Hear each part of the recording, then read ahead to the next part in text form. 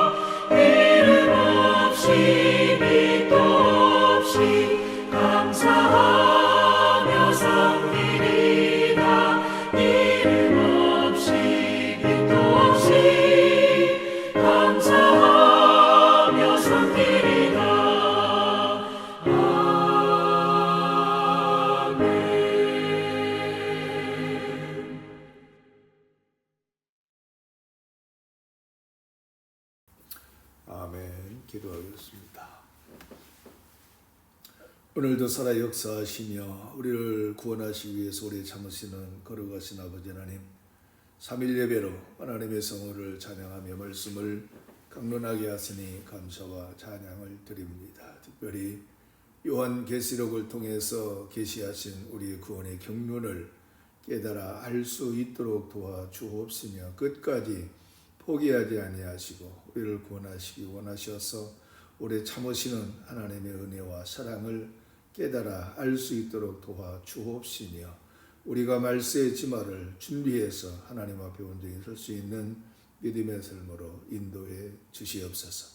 성령께서 운행하사 더욱더 깊은 하나님의 구원의 계획을 알게 하시고 전하게 하시고 있는 모든 성도들이 한 마음으로 하나님의 나라를 소망하며 준비하는 믿음으로 승리할 수 있도록 도와주시옵소서. 사랑하는 만석교회를 축복하사 한 영혼도 나거dim이 없이 모두가 하나님 앞에 나아갈 수 있는 믿음의 승리자들이 되게 하여 주시옵소서. 전폭적으로 주님을 의지하며 예수님의 이름으로 기도합나이다. 아멘.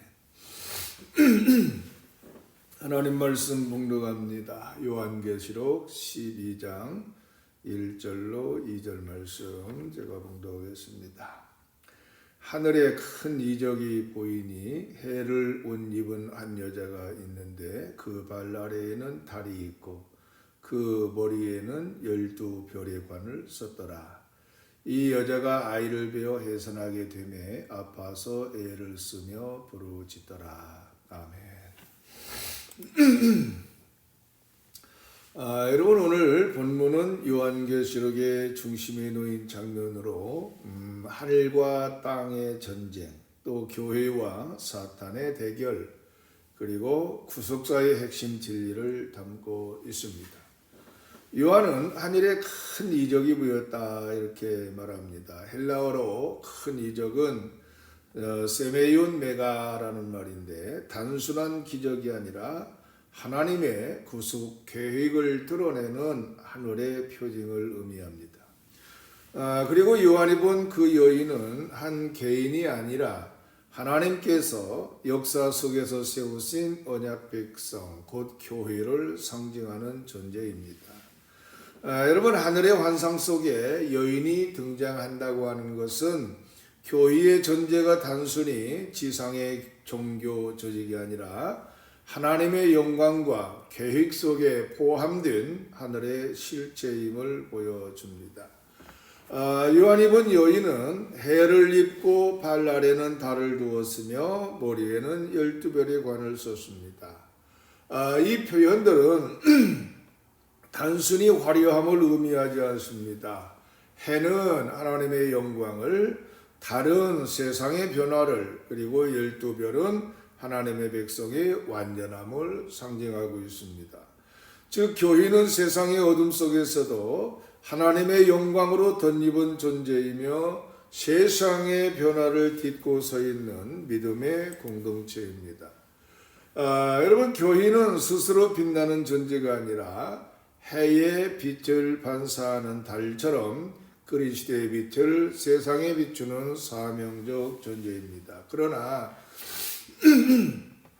이 영광스러운 여인은 동시에 해산의 고통을 겪고 있다고 말하고 있습니다. 다시 말해서 하나님께 속한 교회는 영광과 고통을 함께 지닌 존재라고 하는 것입니다.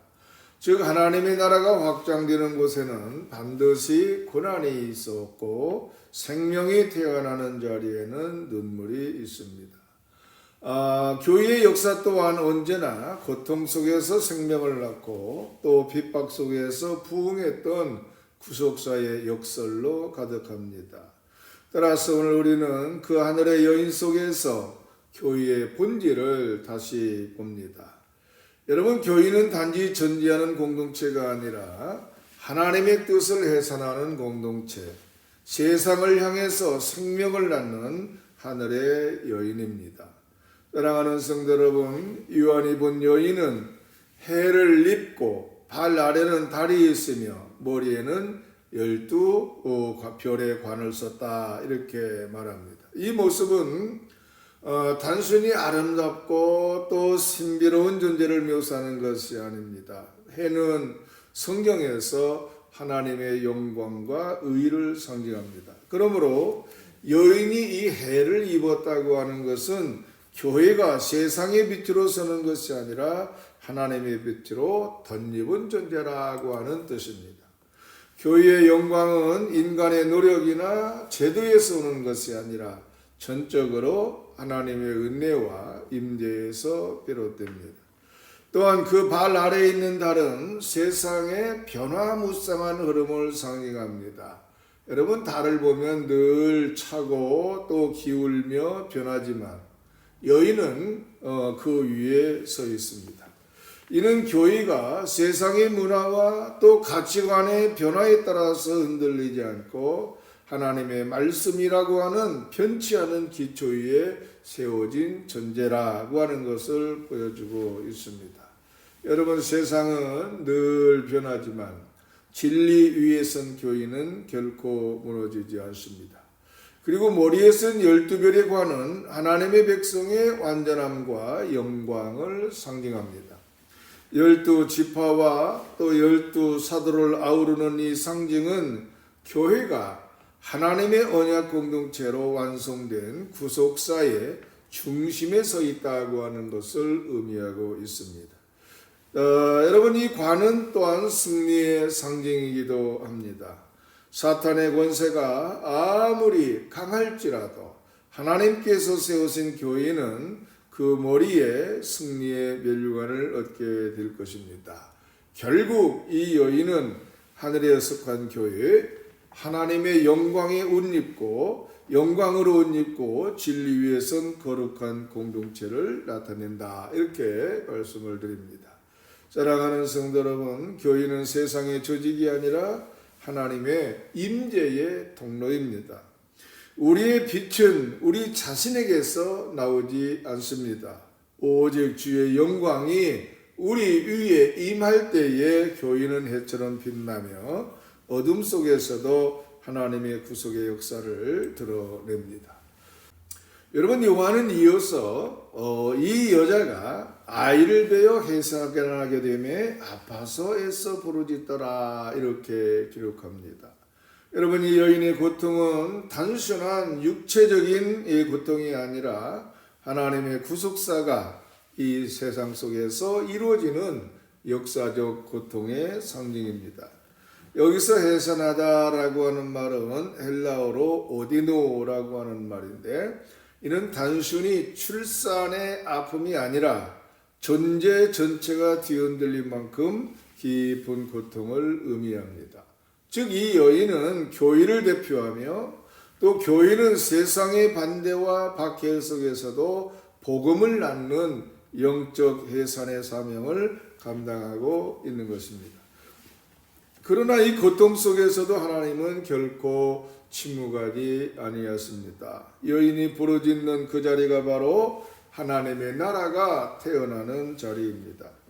출애굽의 이스라엘은 피와 눈물 속에서 해방을 경험했고, 초대 교회는 핍박 속에서 복음이 확장되었습니다. 오늘날도 마찬가지입니다. 교회가 세상의 압력 속에서 무너지는 것처럼 보여도 하나님은 그 고난을 통해서 새로운 생명을 잉태하고 계십니다. 그러므로 교회의 고통은 하나님의 침묵이 아니라 하나님의 역사 방식인 것입니다. 여러분, 성경의 모든 구속의 사건에는 해산의 고통이 있었습니다. 아브라함의 믿음의 시험, 모세의 광야의 눈물, 예레미야의 예언적 고독, 그리고 무엇보다도 예수 그리스도의 십자가가 그렇습니다. 여러분, 그분의 피 흘림은 단순한 죽음이 아니라 교회를 탄생시킨 해산의 피였습니다. 그러므로 교회는 고난을 두려워할 필요가 없습니다. 오히려 그 고난 속에서 하나님의 구속 역사가 이루어지고 있음을 믿어야 하는 것입니다. 사랑하는 성도 여러분, 교회가 진통을 겪는 이유는 새 생명이 태어나기 위함입니다. 따라서 세상의 박해와 오해, 내부의 시련과 눈물은 모두 하나님께서 교회를 더 성숙한 생명으로 빚으시는 과정인 것입니다. 곧 고난은 교회의 적이 아니라 오히려 하나님의 사랑이 실현되는 도구입니다. 그러므로 우리는 이러한 고통을 피하지 말고 그 속에서 하나님의 뜻을 붙잡아야 되는 것입니다. 바로 그때 교회는 죽지 않고 오히려 새 생명을 낳게 되는 것입니다. 여러분, 요한은 이 여인이 이제 애써 부르짖더라 이렇게 기록하고 있습니다. 여기에서 부르짖다라고 하는 헬라어 단어는 크라조라고 하는 단어인데, 이는 단순한 소리나 감정의 표현이 아니라 존재 전체가 흔들리는 절박한 위침을 의미합니다. 이 단어는 신약 성경에서 주로 고통과 간절함, 그리고 하나님의 개입을 요청하는 기도의 형태로 사용되었습니다. 예수님께서 십자가 위에서 엘리 엘리 라마 사박다니 이렇게 부르짖으셨을 때 바로 이 동일한 단어가 쓰여졌습니다. 그러므로 여인의 부르짖음은 단순한 출산의 비명이라기보다 하나님의 구속사가 완성되기를 향한 교회의 영적 몸부림인 것입니다. 교회는 바로 이 여인처럼 세상 속에서 절망과 어둠을 마주하면서도 침묵하지 않습니다. 세상이 죄로 무너지고 불의가 성행할 때에 교회는 세상과 하나님 사이에 서서 울어야 됩니다. 이것이 교회의 정체성이고 사명인 것입니다. 따라서 여러분, 교회는 단지 예배를 드리는 집단이 아니라 세상의 모든 죄를 대신 짊어지고 하나님께 나아가 부르짖는 중보의 공동체입니다. 교회가 이 사명을 이룰 때 세상은 어둠에 잠기고 교회가 다시 부르짖을 때에 하나님의 빛은 어둠을 뚫고 들어오는 것입니다. 그런데 여러분, 이 부르짖음은 두 가지 방향을 가지고 있습니다. 하나는 하나님을 향한 간구이고 또 하나는 세상을 향한 외침입니다. 하나님을 향한 간구는 은혜를 구하는 기도요, 또 세상을 향한 외침은 진리를 선포하는 행위입니다. 여러분, 교회가 하나님께 부르짖을 때에 그 기도는 생명을 잉태하는 자리에서 나오는 눈물입니다. 동시에 교회가 세상을 향해 외칠 때에 그것은 불의한 세상에 대한 하나님의 정의의 음성입니다. 따라서 기도와 선포, 눈물과 외침이 함께 흐르는 자리, 그곳에서 교회는 살아있는 것입니다. 사랑하는 성도 여러분, 기도가 사라진 교회는 생명이 있습니다. 세련된 조직과 프로그램이 많아도 하늘을 울리지 못하는 교회는 능력을 잃은 교회입니다. 하나님께 쓰임받은 사람들은 언제나 부르짖는 사람들이었습니다. 여러분, 모세는 홍해 앞에서 부르짖었고 한나는 괴로움 중에 부르짖었으며 다윗은 동굴 속에서 눈물로 부르짖었습니다. 결국 그들의 울음은 절망이 아니라 하늘을 여는 열시였습니다. 여러분, 오늘 우리의 교회가 다시 회복해야 할 것은 이러한 눈물의 기도입니다. 교회는 세상을 정죄하기 위해 존재하지 않습니다. 교회는 세상을 대신해서 울어야 합니다. 교회가 울지 않으면 이 세상은 더 이상 하나님을 만날 계획을 잃습니다. 그러므로 여러분, 다시 부르짖는 이러한 교회가 되어져야 할 것입니다. 하나님의 마음을 붙잡고 눈물로 기도할 때에 그 기도는 반드시 하나님의 응답을 낳습니다. 여러분, 하나님은 언제나 부르짖는 자들의 소리를 들으셨습니다. 애굽의 노예들이 신음할 때 하나님은 그들의 부르짖음을 들으셨고 모세를 세우셨습니다. 또 엘리야가 갈멜산에서 바알 선지자들 앞에 홀로 서서 부르짖었을 때에 하늘은 불로 응답했습니다. 초대 교회가 옥에 갇힌 베드로를 위해서 간절히 기도했을 때 하나님은 옥문을 여셨습니다.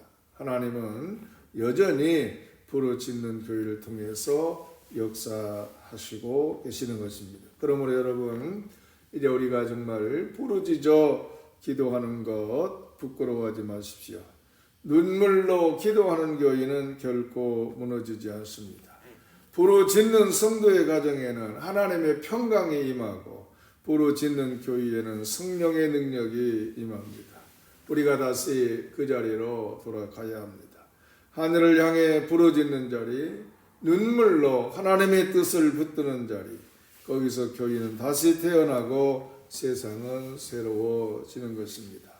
사랑하는 성도 여러분, 오늘 본문에 등장한 이 해를 입은 여인은 영광과 고난을 동시에 지낸 존재입니다. 그녀는 하나님의 빛으로 옷 입었지만 동시에 해산의 고통 속에 있습니다. 이것이 바로 오늘 교회의 본질입니다.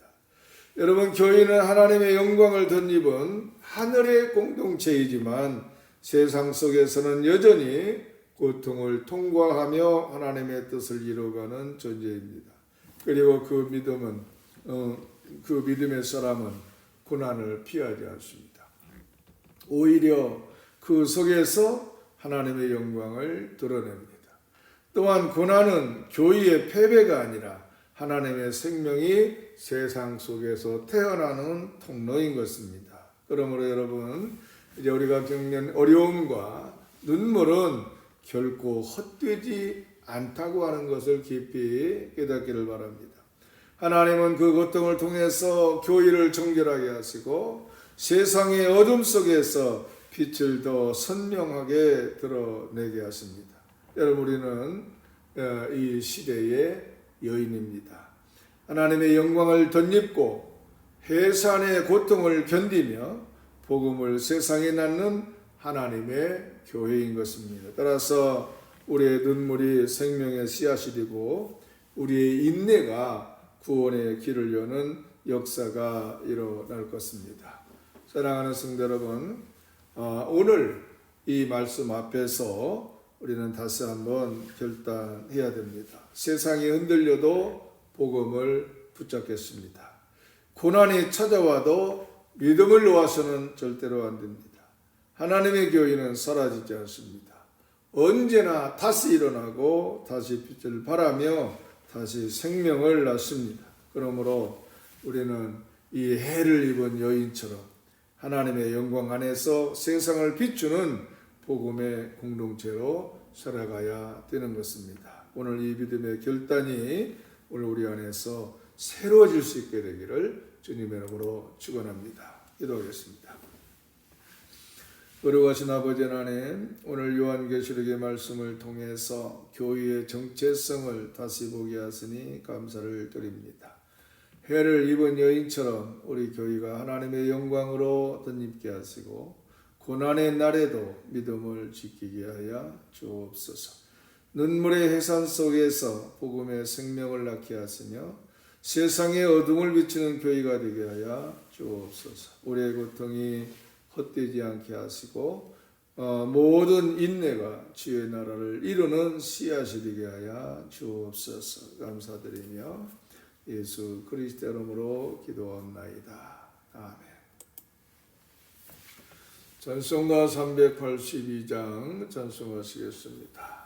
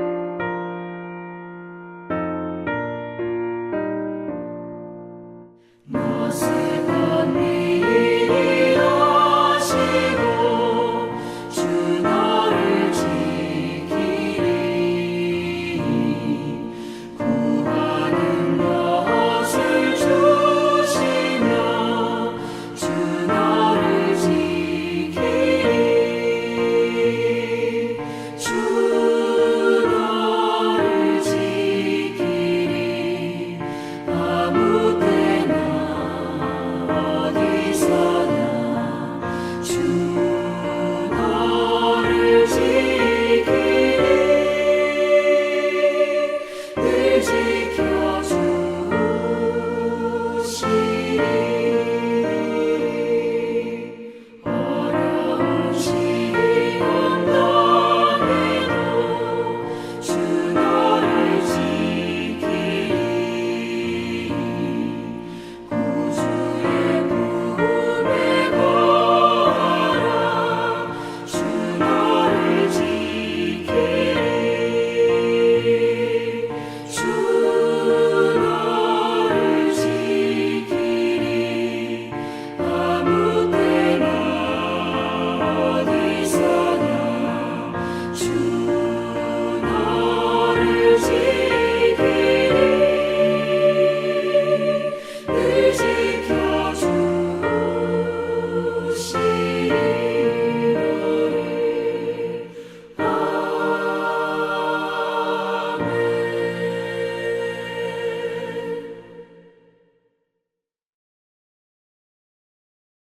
아멘. 주기도문으로 수요 예배를 마칩니다. 하늘에 계신 우리 아버지여, 이름이 거룩히 여김을 받으시오며 나라가 임하시오며 뜻이 하늘에서 이루어진 것 같이 땅에서도 이루어지이다. 오늘 우리에게 일용할 양식을 주시옵고 우리가 우리에게 죄 지은 자를 사하여 준 것 같이 우리 죄를 사하여 주시옵고 우리를 시험에 들게 하지 마시옵고 다만 악에서 구하시옵소서. 나라와 권세와 영광의 아버지께 영원히 있사옵나이다. 아멘. 수요 예배를 마칩니다. Go now, as you are or as you wanna be. Are you ready? Are you ready? Yes, to go.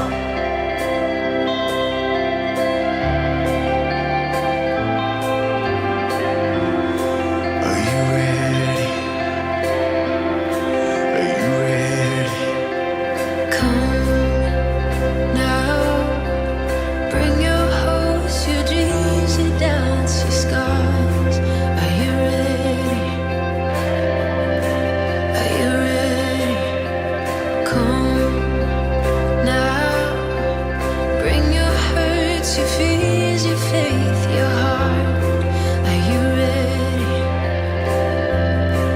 Are you ready or not? 'Cause he welcomes the broken. He's alright with your past. He's not mad at any one of us, but he waits with open arms, says come.